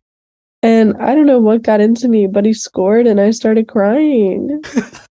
Like, it was happy tears. I was like so happy for him because he had just come back off injury and he scored. Sorry. I was like, I can't with you, Romelu. But they also have, there's 10 men who are also on the field besides Romelu Lukaku. And that includes Eden Hazard and Kevin De Bruyne up top. Could be the most formidable front three in the tournament. mm-hmm. So, I don't know. But the defense is a lot older, except for their goalkeeper, Courtois, who I think many people regard as the best goalkeeper in the world. Debatable. What? Allison, okay, we'll get to Brazil. But I think for this golden generation, this may be the last chance, Sam Adams. And I don't know about Belgium this year. Yeah, everyone is getting old. So I think this is probably the last hurrah. So in their group, they've got Canada, Morocco, and Croatia. Canada, the Reds, first World Cup since 1986. Just their 2nd World Cup ever. But let me tell y'all, I watched Canada in qualifying. Watch out for Canada. Holy cow. Alphonso Davies for Bayern Munich has done really well. Tejan Buchanan, Jonathan David, and Kyle Larin at striker. Listen, so their manager is John Herdman. He was the manager for the women's team. He did really well for the women's team. He's basically turned around the men's team. Like, I watched them beat the US 2-0 in Canada. Like, yeah, Canada's really good. And then we've got Morocco, the Atlas Lions, who are 22nd in the FIFA rankings. This is their 2nd straight World Cup, but they haven't gotten out of the group last time in 2018. Morocco's had like this huge coaching turmoil thing. Like, their old manager, I don't know what was going on, but they fired him. He fell out of favor with Mazraoui, Harit, and Hakim Ziyech. Like, 3 of their best guys gone. They're back now. First off, I cannot stand Hakim Ziyech. Every time he comes on for Chelsea, he is so selfish. Like, I just cannot. gosh. I cannot with Ziyech. So I'm not a fan of Morocco. But I think their best player is 24-year-old Hakimi. And so then the final team in the group, the team that was probably the biggest shocker of 2018, Croatia, made it all the way to the final. I gotta say, though, Luka Modric is 37 years old. So, So, well, it's sad, but like, I know. I love Croatia though. that's his age. They're 12th in the FIFA rankings. They group stage in 2014, 2006, 2002, and then they go to the final in 2018. And they've only been an independent country since 1991, so they've only been to 5 World Cups. But of course, they've got Brozovic, Kovacic in the midfield. They have a ton of experience. The issue is they're all old.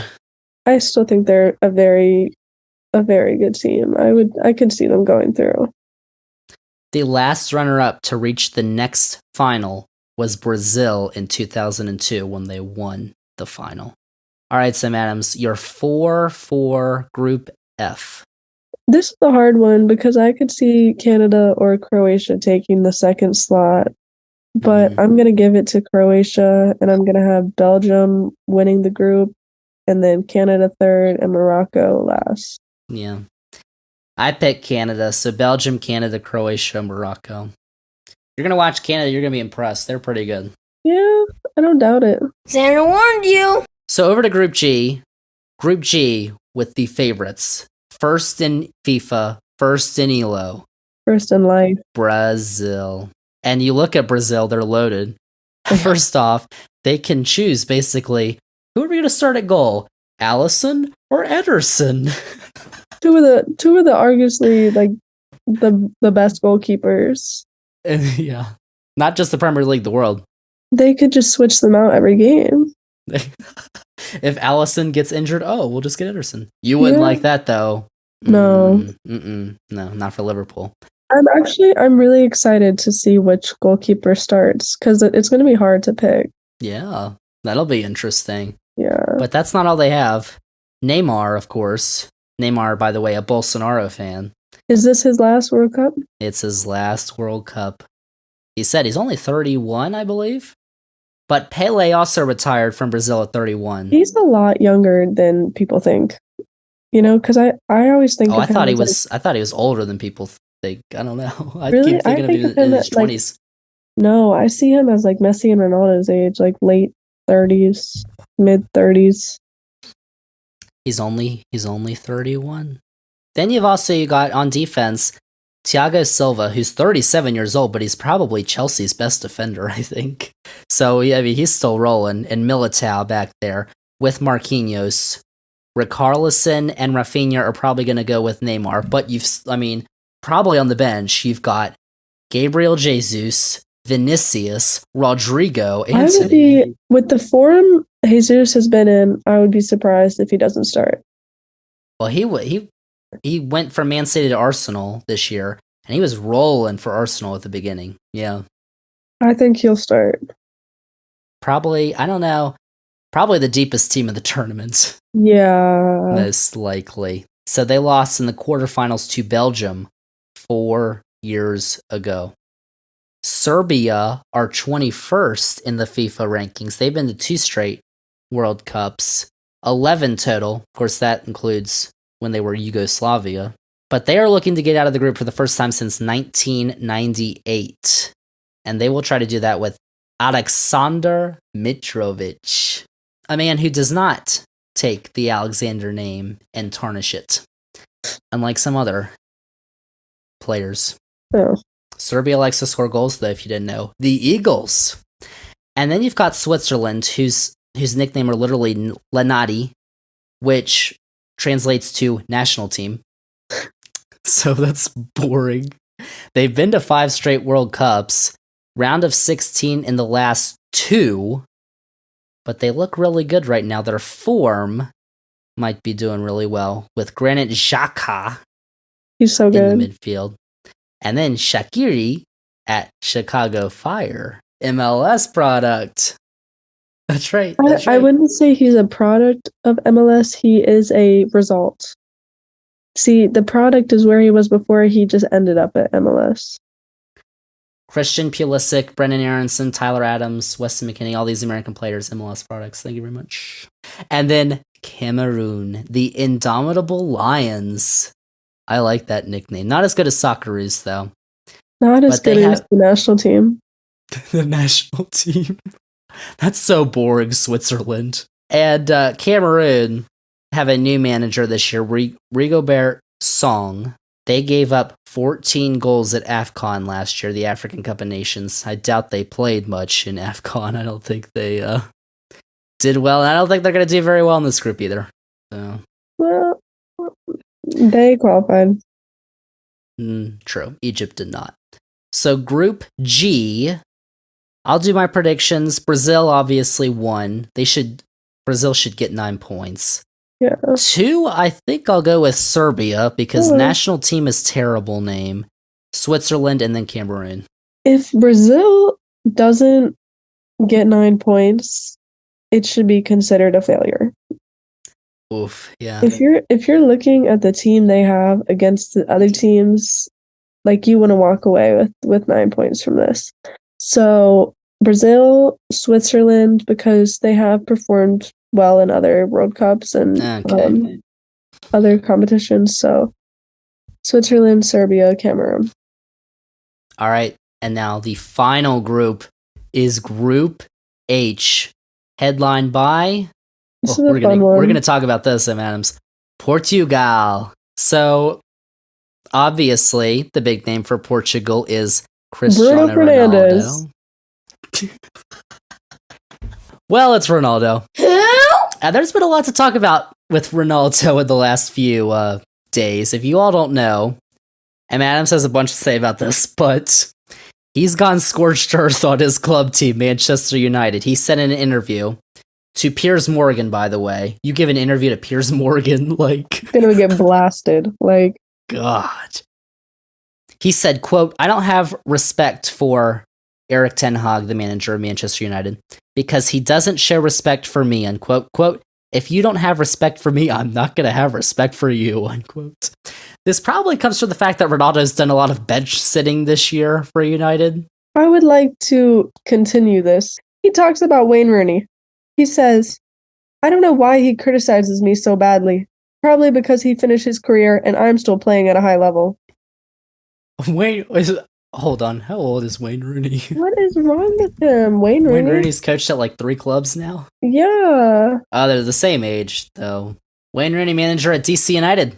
Let's talk about Sir Alex Ferguson knows better than anyone that the club is not on the path they deserve to be. The people who don't want to see that, it is because they don't want to see. They are blind. I feel betrayed, and I felt like some people don't want me here. Not only this year, but last year too.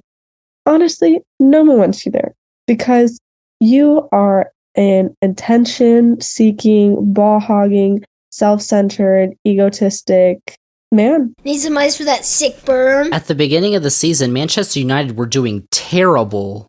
Like, they were not going to score any goals in the month of August, I think, until they scored against Liverpool.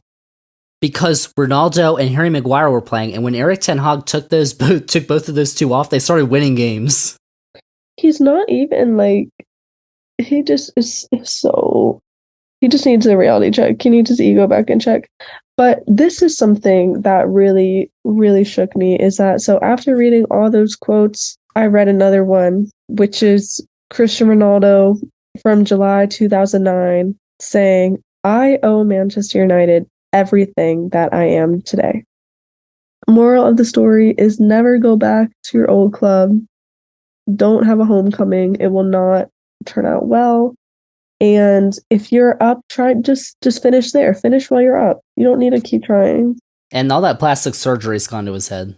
If you want your if you want your reputation to be maintained, this, I mean, like many people have said, this is ruining his reputation. Oh, yeah. I am not rooting for Portugal because of him. Like, come on. Yeah, I'm not rooting. I mean, clearly, I used to say Ronaldo or Messi. I would say, I don't know. Now it's clearly Messi. So. Well, there's a third man in that conversation, and his name is Brennan Aronson. Well. They call him the Medford Messi. You know, they actually call Lionel Messi the Argentinian Aronson. I don't know if you knew that. So, of course, I mean, the best player in qualifying for Portugal was probably Jota, and he's not playing. They do have Diego Costa in goal, Ruben Diaz, Cancelo, and then Bernardo Silva, as you said, and Bruno Fernandes, and Rafael Leao, who's probably going to be the best. he needs to pick up the slack up front because Jota's out and who knows what's going on with Ronaldo. So realistically, they're a good team. Ronaldo, with or without Ronaldo. What if Ronaldo makes the locker room toxic? There's a high chance he will.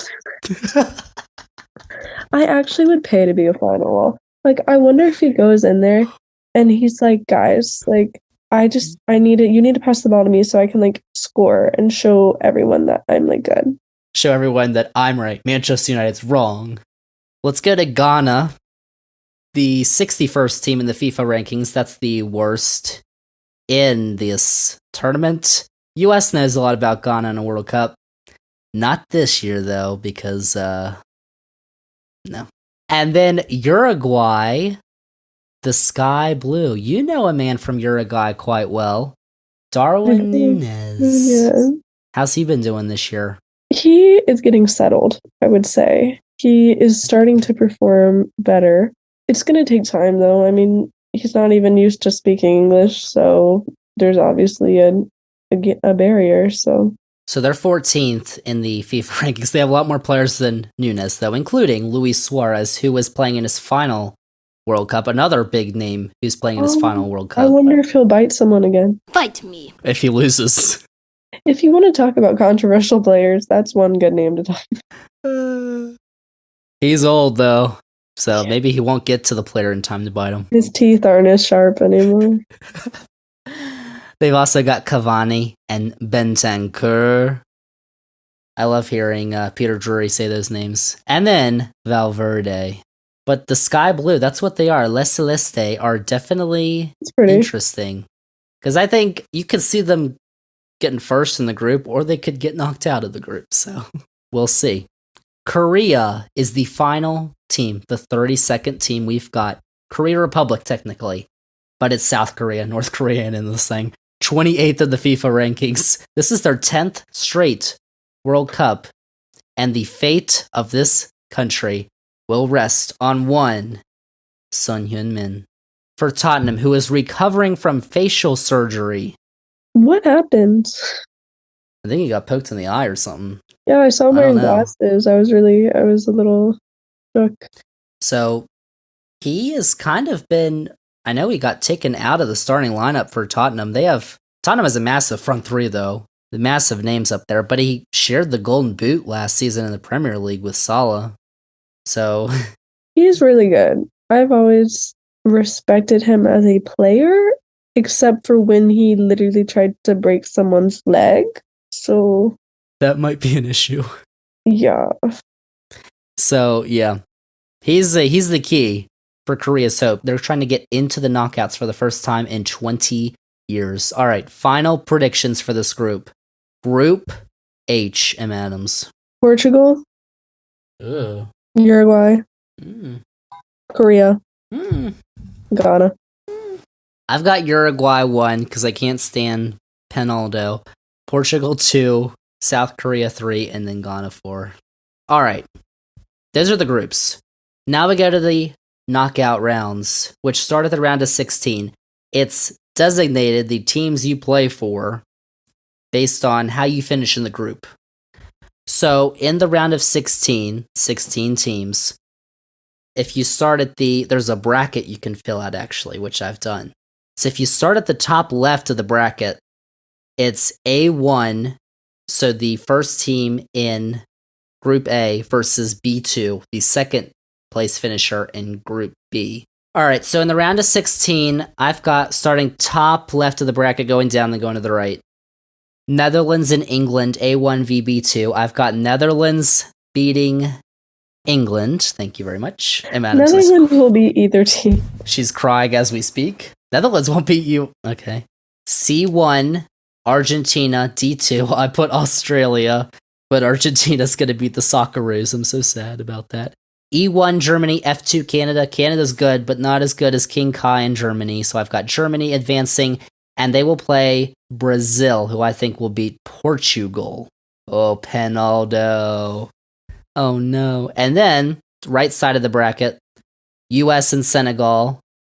US will win that one. D1 would be France. C2 would be Poland. I've got France beating Lewandowski. Belgium and Spain. I'll go with Spain, actually, to beat Belgium. And then Uruguay and Serbia. I will pick Uruguay. So in my quarterfinals, I've got Netherlands, Argentina, Germany, Brazil, US, France, and Spain, Uruguay. So, M. Adams, who are your matchups for the round of 16? Who you got advancing? First, we're going to have Netherlands versus the US. That's Netherlands any day. What? Who would beat Christian Pulisic? Virgil van Dijk. Disrespectful! Virgil was ready for that World Cup. He was not trying against Leeds. he was getting ready for the World Cup. That's BS, but okay. Argentina versus Denmark. That's going to be Argentina. Mm-hmm. Germany versus Croatia is going to be Germany.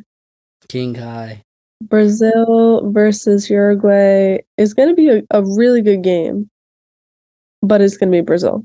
And then next, on the other side, so we have Senegal versus England. We're going to go England. Oof. Senegal all day, baby. That's not even a question. Sadio Mane. Mexico versus France is going to be France. Yeah, it'll be like 5-0. Spain versus Belgium is going to be such a good game, but it's going to be Belgium. Kevin De Bruyne. And Switzerland versus Portugal is also going to be a really good game, but Portugal. All right. How about your 4 quarterfinal games? Who you got in those, and who's going to go to the semifinals? Okay, so for the quarterfinals, I have Netherlands, Argentina, Germany, Brazil, England, France, Belgium, and Portugal. So basically all the big names. That's just so hard. I think Argentina will beat Netherlands. Brazil will beat Germany. France will beat England. Oh, wow. That's hard.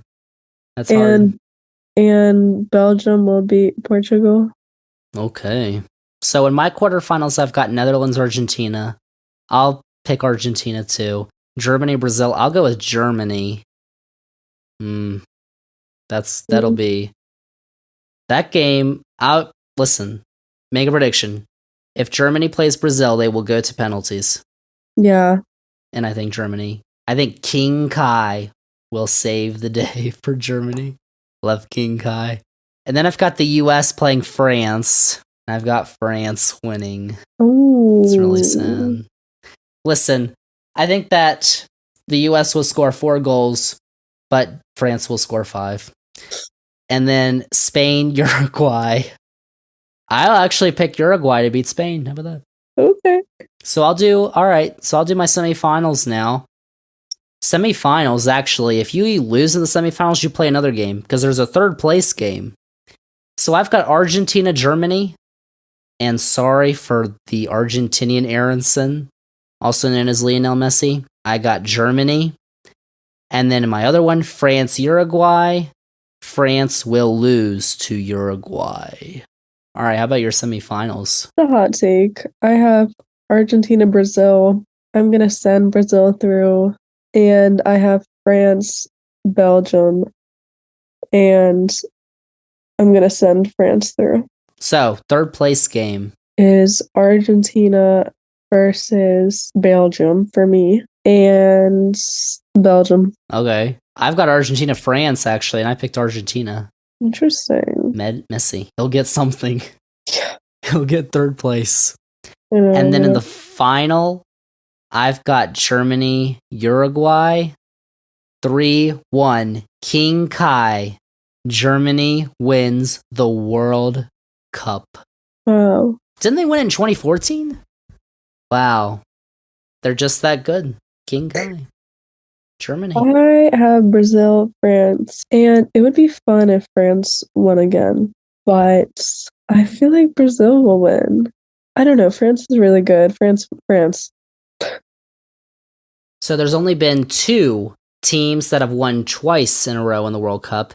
Italy in 1934, 1936, 1938, and Brazil in 1958 and 1962. That was a fact. That's what France is trying to do, but France is also trying to get out of the group, Yeah. which they should get 9 points. All right, so there you go. That is our FIFA World Cup 2022 preview, ultimate preview. Germany is going to win. And as always, we're going to have additional coverage of that on the Xander's Facts Instagram page, which you should check out, by the way. In the US, you can watch all the World Cup games on Fox Sports, either Fox or FS1 in English, and on Spanish on Telemundo and Peacock. The World Cup begins this Sunday, 11 a.m. Eastern. There's only one game. Qatar takes on Ecuador. And then the rest of the games begin Monday. On Monday, England plays Iran at 8 a.m., Senegal, Netherlands at 11, and US, Wales at 2 o'clock. Oh my gosh. And then the rest of the teams play. The third place game takes place Saturday, December 17th, and then the final is on Sunday, December 18th. And as we said earlier, the club season resumes less than 10 days after the final. It's just bad times. It's the World Cup. Em Adams, are you excited? I am. It always feels a little weird because, it's November. It's not really something we normally look forward to in this time of year. I have a question for you. Are you connected with people in England? Yes. So, in England, it's a much bigger thing than the US. Mhm. For now. It won't be soon. But is the mood kind of like different there? Because in England, because it's usually in the summer, so they don't have that build up. Like, are they going to be in school for like the England-Iran game? Like, what are they doing? Yes. I mean, the people I'm connected to are like old, but Old people. I would say they haven't really talked about it. Like, no one seems that excited. Because, like, Yeah. the reason I think World Cups are so successful is because there's normally no sports, no soccer in the summer, besides like nothing. little friendlies. Baseball. So, yeah, so like it's so special because once every 4 years we get soccer in the summer, because in the fall you're watching the Premier League, you're watching the NFL, you're watching like you have your other sports, so it's not as like it's just gonna be so concentrated. Like Sunday, you're gonna watch a game and then you're gonna watch the NFL games. Yeah. Monday, same thing. Like it's just if you wanted more attention, it should have been in the summer. Yes, but temperatures get up to 122 degrees in the summer in Qatar. So I don't know why they picked Qatar in the first place, but you should have listened to the podcast earlier because it was detailed why they got picked. Same as Bug. So it is weird, but it is the World Cup, and although it's in Qatar, just wait. Less than 4 years. Mexico, Canada, United States. Please. All right, so there you go. Our 2022 FIFA World Cup preview. That is it. Emma Adams, once again, joining the podcast, our Xander's Facts soccer analyst. Emma, thanks for coming on the podcast. Thank you so much. I'll be back soon. Xander's Facts. The caravan of mostly Central American immigrants is now in the Mexican city of Oaxaca.